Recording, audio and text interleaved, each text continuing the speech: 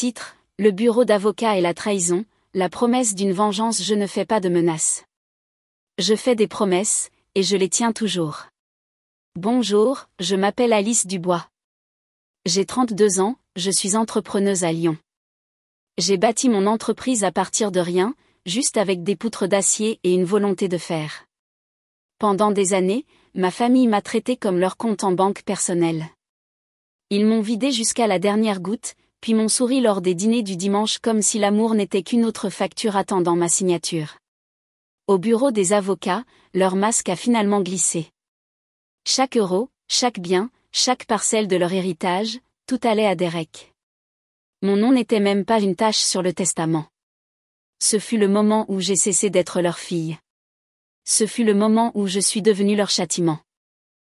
Avant de vous ramener là où tout a commencé, abonnez-vous maintenant, car si la trahison peut être écrite à l'encre, la vengeance est gravée dans la pierre. Deuxième partie, grandir invisible à Lyon. J'ai grandi dans une banlieue tranquille de Lyon qui cachait des vérités bruyantes. Vue de la rue, nous ressemblions à une famille de cartes postales.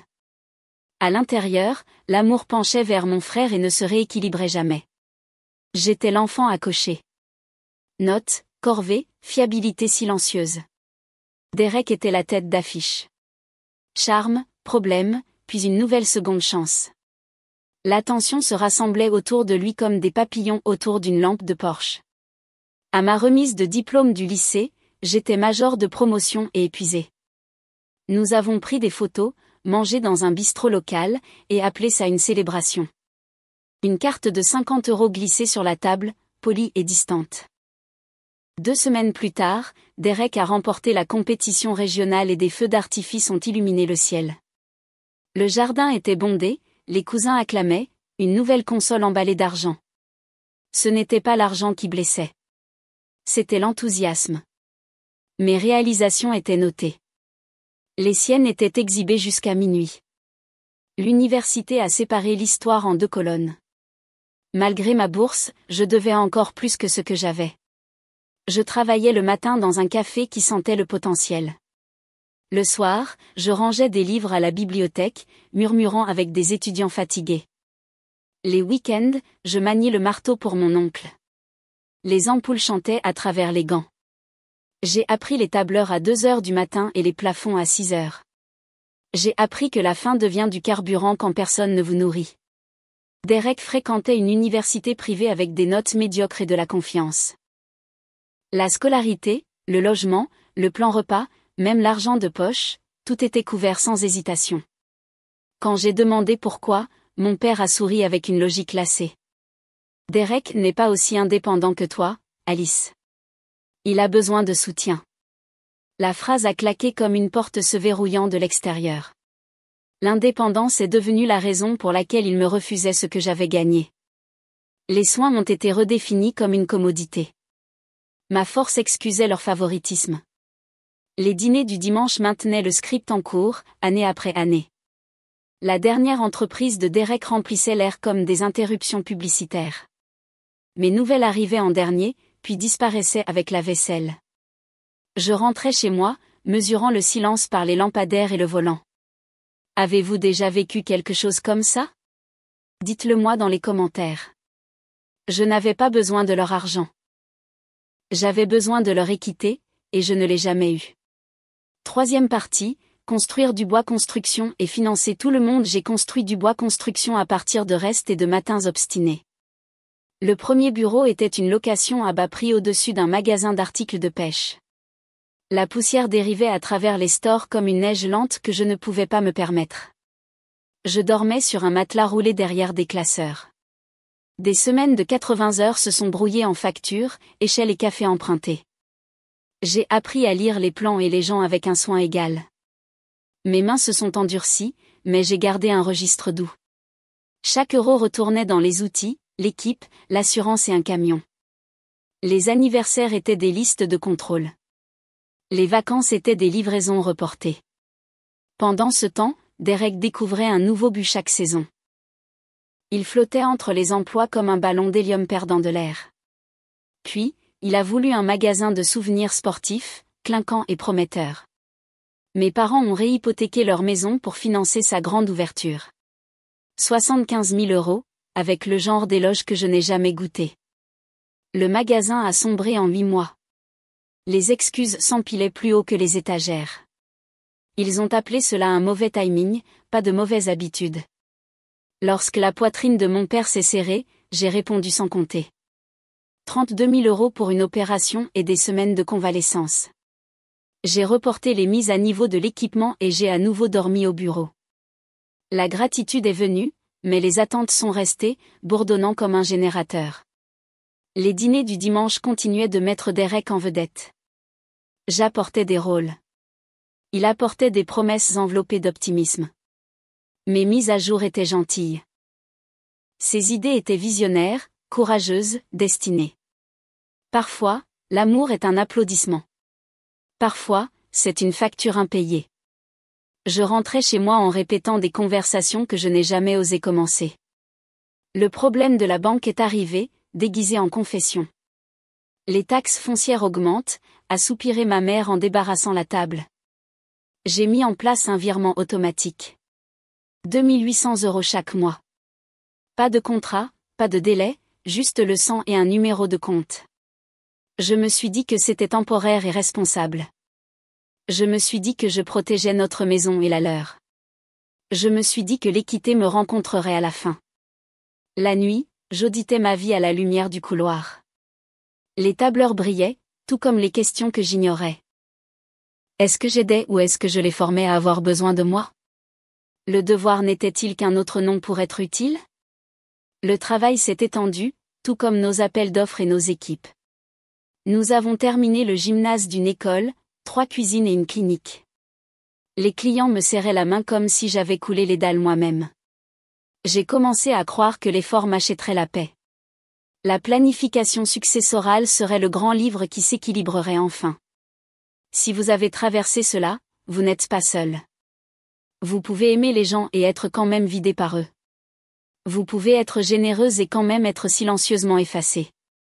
J'ai continué à payer, à construire, à espérer que les chiffres fonctionnaient. Un vendredi, l'avocat a appelé pour une réunion. J'ai emballé des plans, mis ma meilleure chemise et expiré. Certaines portes s'ouvrent sur l'équité, d'autres sur le feu. Je marchais vers cette salle de conférence, croyant que je serais vue. 4e partie, la réunion successorale et la révélation du crédit hypothécaire de 275 000 €. La salle de conférence sentait le polish et la distance. Table en acajou, art neutre, pas de chaleur, pas de bienvenue. Mes parents étaient raides, Derek lissant sa montre coûteuse. L'avocat a feuilleté des papiers, s'éclaircissant la gorge comme un coup de tonnerre. Alice, dit-il. Vos parents ont été clairs sur leur volonté. Tous les biens, la maison, les comptes, l'assurance irait à Derek seul. Pour vous, un livre de recettes et des cartes de baseball.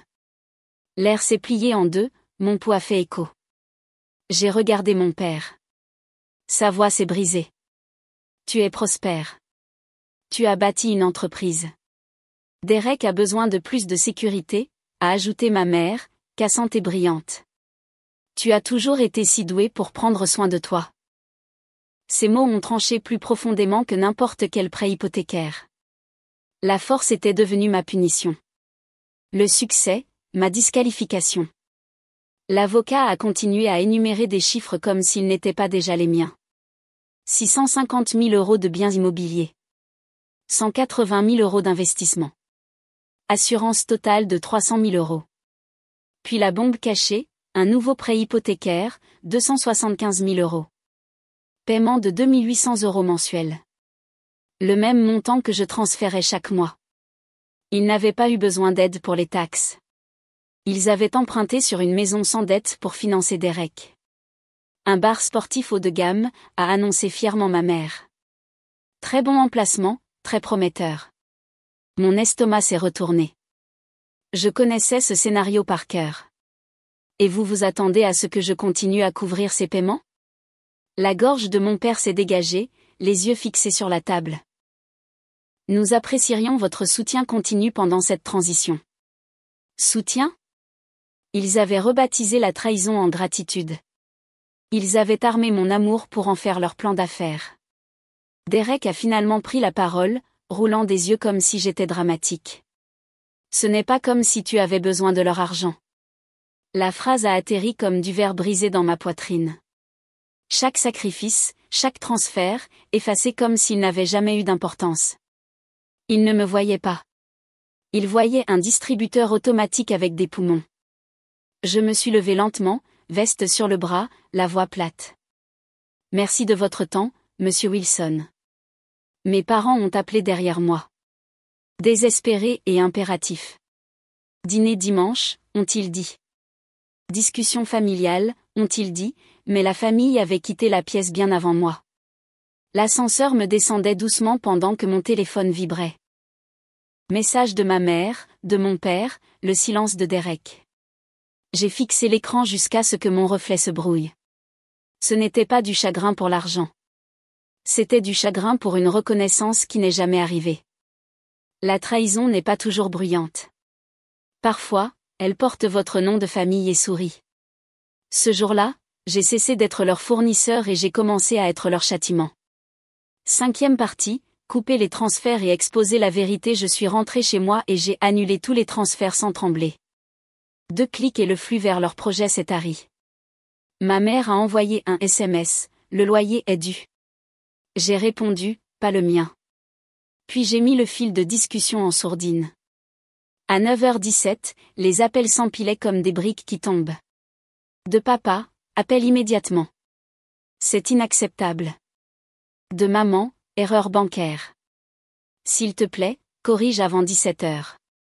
De Derek, rien. Juste l'arrogane qui bourdonne dans l'absence. J'ai ouvert une feuille de calcul propre et construit un grand livre.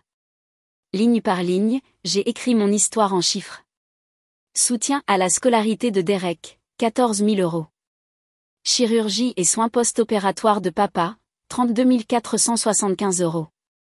Réparation domiciliaire, toit, plomberie, électricité, 20 500 €. Sauvetage d'urgence, près de 15 000 € dispersés comme des promesses brisées. Virement mensuel sur des années, 90 000 € et quelques centimes. Total sur 175 000 € sans compter le sommeil. J'ai appelé Margaret, ma conseillère financière, et j'ai bloqué les actifs, honoraires payés, comptes isolés, personnels et professionnels clairement cloisonnés. J'ai appelé Sarah, une amie avocate, et j'ai décrit le harcèlement. Documentez tout, dit-elle. Envisagez une ordonnance de protection si nécessaire. Puis j'ai appelé mes parents depuis le téléphone de mon bureau. Les virements sont annulés, dis-je. Les limites sont en place. La réponse de papa est arrivée, tranchante comme une porte qui claque. Ce comportement puéril cesse maintenant. Tu as des responsabilités. Je les ai déjà remplies 10 fois. J'ai dit. J'ai listé les totaux. Il les a qualifiés d'exagération. Le gaslighting a essayé de réécrire les mathématiques. Les mathématiques ont refusé de bouger. La campagne a escaladé latéralement et sous la ceinture. Ma mère a appelé des collègues, insinuant que j'étais instable, dépensière, submergée. Michael d'un autre cabinet m'a averti autour d'une bière. Elle lui a demandé si le stress rendait irrationnel. Il a dit qu'ils utilisaient l'inquiétude comme une arme pour saper ma crédibilité au travail. Il ne se rendait pas compte que j'avais déjà soudé ma réputation dans l'acier. J'ai rédigé un calendrier concis avec des reçus et des relevés. Je l'ai partagé sélectivement avec la famille élargie. Tante Emma l'a lu 2 fois, puis a appelé tout le monde. Le récit a été corrigé. Elle m'a envoyé un message comme un journal télévisé monopersonnel. Les cousins ont arrêté de parodier la pitié et ont commencé à poser des questions difficiles. Sans le secret, la manipulation s'est flétrie sous la pleine lumière du jour. Pendant ce temps, l'horloge de la banque continuait son rythme indifférent. 2 paiements manqués ont déclenché des avis bancaires formels. Le bar sportif de Derek crachait lors de soirées à moitié vides. Il a pris un emploi à temps partiel et a goûté à la conséquence. Mes parents m'ont tendu une embuscade sur un chantier. Larmes, menaces, culpabilité. Tout le répertoire familial a été déversé. Je n'ai pas joué le jeu cette fois. J'ai fixé une limite. Quitter mon lieu de travail où j'appelle la sécurité, dis-je. Ils sont partis, stupéfaits par la porte qui s'était enfin fermée. Ce soir-là, j'ai imprimé le grand livre et je l'ai signé. Vérité notariée, tamponnée et datée pour la guerre narrative inévitable. J'ai plié la peur en un petit carré silencieux. Puis je l'ai rangé là où je garde les outils non rentables. Avez-vous déjà été confronté à une culpabilité coordonnée déguisée en inquiétude? Dites-le moi dans les commentaires. Vous n'êtes pas seul ici. J'ai dormi la première nuit tranquille depuis des années. Le silence ne m'accusait pas. Le silence me félicitait d'être resté. J'avais coupé leur flux et j'avais commencé à reconstruire ma vie sur des fondations solides. 6e partie, limite, pardon et une vie selon ces termes. Des mois sont passés avant que leurs lettres ne remplacent l'écrit. L'écriture de mon père, rigide et soignée, remplissait une page blanche. Il a admis ce que j'avais porté, ce qu'ils avaient ignoré. Pendant des années, nous en avons trop attendu et donné trop peu. Votre colère est justifiée. Nous sommes désolés. Pour la première fois, une excuse est arrivée sans facture jointe. Ils ont vendu la maison, ont réduit leur taille et ont appris à budgéter. Ma mère a pris un emploi modeste dans une école primaire. Mon père a donné des consultations à temps partiel, humble et plus silencieux. Derek a goûté à l'échec, puis à la structure, et enfin à la responsabilité. La vie les a forcés à l'âge adulte qu'ils avaient retardé. Je n'ai pas précipité le pardon.